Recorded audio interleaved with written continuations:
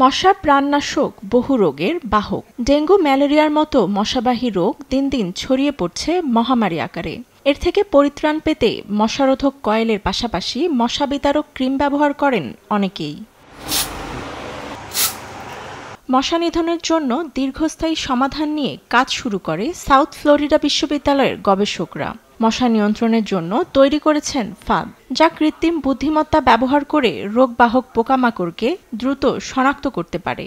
মশাদের ফাঁদে আটক করতে একটি আকর্ষণকারী দ্বারা প্রলুব্ধ করা হয়। পরবর্তীতে ক্যামেরার সাহায্যে দ্রুত প্রজাতি শনাক্ত করা হয়।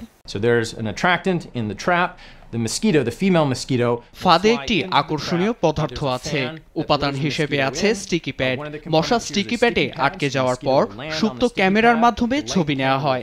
আমাদের কাছে এমন অ্যালগোরিদম আছে যা ছবিটি প্রক্রিয়া করে এবং একটি কৃত্রিম বুদ্ধিমত্তা অ্যালগোরিদমকে নির্দেশ করে। এতে মশার প্রজাতি ও শারীরিক উপাদান শনাক্ত করা যায়। And that information is then shared with the user, and so we can get a sense of what mosquitoes are in a specific area. গবেষকদের মতে ডিভাইসটি $150 কমে তৈরি করা সম্ভব। যে কোনো রোগের আসন্ন প্রাদুর্ভাবের প্রাথমিক সতর্কতার জন্য ব্যাপকভাবে ব্যবহার করা সম্ভব।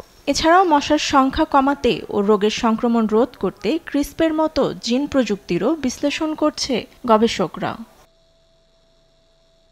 ফ্লোরিডা বিশ্ববিদ্যালয়ে এই উদ্ভাবনী প্রযুক্তির আদলে মশার উপদ্রব নিয়ন্ত্রণে আনার চেষ্টা করছে এশিয়ার দেশ ফিলিপিন। দেশটি ম্যানিলায় অনুষ্ঠিত 8ম ডেঙ্গু সামিটে প্রযুক্তিটির ব্যবহার নিয়ে বিস্তর আলোচনা করেন বিশেষজ্ঞরা।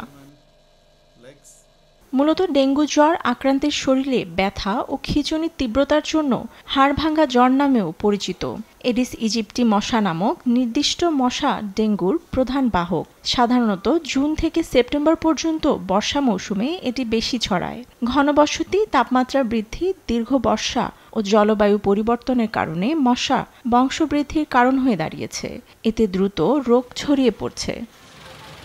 ফাতেমা তাসনিম, নিউজ ডেস্ক, দেশ টিভি।